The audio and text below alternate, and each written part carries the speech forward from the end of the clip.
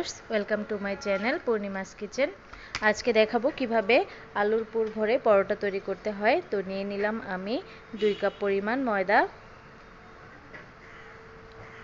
ময়দা নেওয়ার পর এবার দিয়ে দিচ্ছি লবণ 1 টিস্পুন পরিমাণ, আর দিয়ে দিচ্ছি 6 টেবিল চামচ সাদা সয়াবিন তেল। তেলটা আমি দুইবারে অ্যাড করছি। প্রথমে 4 টেবিল তেল দিয়ে খুব ভালো করে এটাকে ময়ান দিতে হবে। আমি খুব ভালো করে তেলটা ময়দার সাথে মিশিয়ে নিচ্ছি। আবারও 2 টেবিল চামচ দিয়ে দিলাম। আপনাদের কাছেও পরিমাণটা ঠিক এরকমই লাগবে, হয়তো বা 1 টেবিল চামচ কম বা বেশি লাগতে পারে। তো খুব ভালো করে ময়ান দেওয়া হয়ে গেলে আপনারা দেখে নেবেন, এভাবে চাপ দিলে মুঠির মতো হয়েছে, আবার হালকা চাপ দিলে ভেঙে যাচ্ছে। এই অবস্থায় যে কাপটা দিয়ে ময়দা মেপে নিয়েছিলাম সেটা দিয়ে হাফ কাপ পানি নিলাম। হাফ কাপ পানি আমি একবারেই ঢেলে দিব না, অল্প অল্প করে দেব আর একটু একটু করে মেখে নেব, যাতে করে ডোটা খুব শক্তও না হয় আবার খুব বেশি নরমও না হয়ে যায়।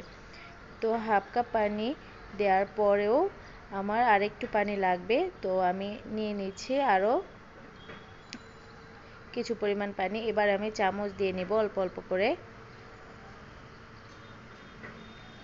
আর খুব সুন্দরভাবে মাখাতে থাকব। আমি 2 টেবিল চামচ আরও পানি যোগ করেছি। এবার আরও 2 টেবিল চামচ পানি যোগ করে নিলাম।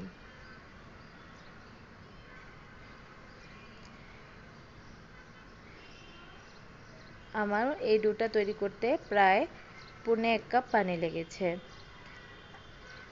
আপনারাও অল্প অল্প করে পানি দিয়ে ডোটা তৈরি করে নেবেন। এবার এটা ঢেকে রেখে দিচ্ছি, আর এদিকে ভিতরের যে আলুর পুরটা ব্যবহার করব সেটা মেখে নিচ্ছি। এখানে আলু নিয়েছি 2টা মাঝারি সাইজের, নিয়েছি পেঁয়াজ বেরেস্তা আর শুকনো মরিচ একসাথে ভেঙে গুঁড়ো করে নিয়েছি।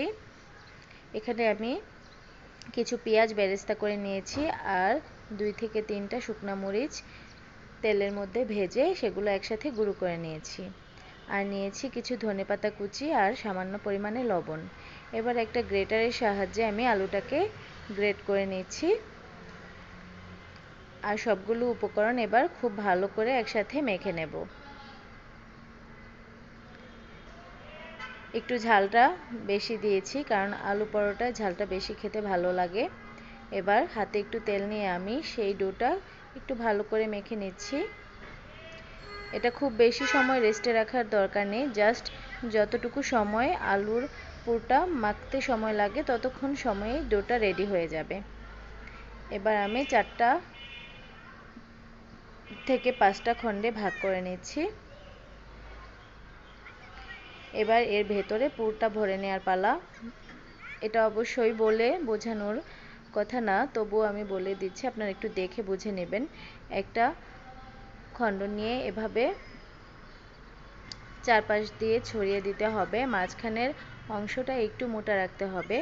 আর যে আলুর পুরটা মেখেছি এখান থেকে অল্প একটু আলু নিয়ে এভাবে গোল করে এই ডোয়ের ভেতরে রেখে দিতে হবে।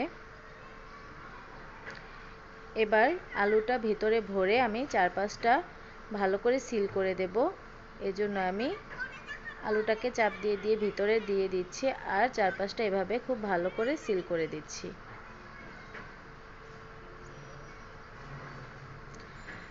আবার পুনরায় এই সিল করা অংশটুকুকে আবার একসাথে করে এনে এভাবে চাপ দিয়ে রেখে দিচ্ছি। আপনারা অবশ্যই দেখেই বুঝতে পারছেন আমি কিভাবে কাজটা করছি। আবার আরেকটা ডোয়ের খণ্ড নিয়ে এবার একইভাবে সিল করে নিচ্ছি। এটা আপনাদেরকে দেখে বুঝে নিতে হবে। খুব সুন্দর করে সিল করে নিতে হবে, যাতে করে বেলার সময় আলুগুলো বের না হয়ে যায়। আর এটা সাধারণ রুটি বা পরোটার তুলনায় একটু আলু পরোটাটা মোটা হয়, কারণ এটা যদি খুব বেশি পাতলা করতে যাওয়া হয় ভেতর থেকে আলুটা বের হয়ে যাবে। এজন্য খুব সাবধানে কাজটা করতে হবে। আস্তে আস্তে আলতো হাতে বেলে নিচ্ছি। অন্যদিকে আমি চুলায় একটা তাওয়া বসিয়ে নিয়েছি পরোটাগুলো ভেজে নেওয়ার জন্য।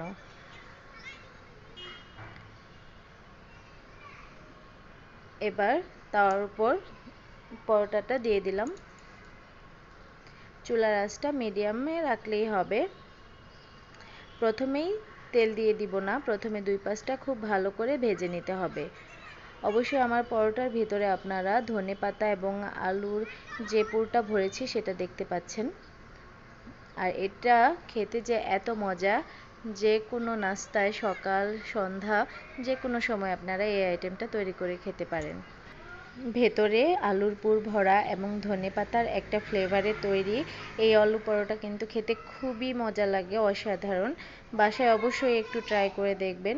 আমি অল্প অল্প তেল দিয়ে ভেজে নিচ্ছি, আর দুইটা পাশই খুব ভালো করে ভেজে নিতে হবে, যেহেতু পরোটাটা একটু মোটা সাইজের হয়।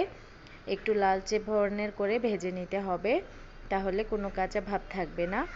আর তেলটা যার যার ইচ্ছা মতো একটু কম বেশি দিতে পারেন। আমি 2-5টা ভেজে খুব সুন্দর করে তারপর নামিয়েছি। প্রত্যেকটা পরোটাই কিন্তু একদম ফুলকো ফুলকো হয়ে ফুলে উঠবে।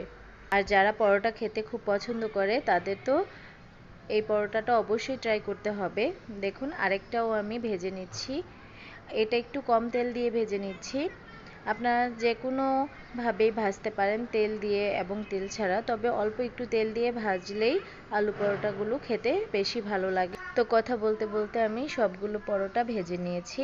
এবার একটা পরোটা আমি আপনাদেরকে ছিঁড়ে দেখাচ্ছি। দেখুন আলু পরোটার ভেতরে আলুগুলো খুব সুন্দরভাবে দেখা যাচ্ছে এবং খেতে তো এটা খুবই মজার, সেটা আপনারা না বানিয়ে খেলে বুঝবেন না।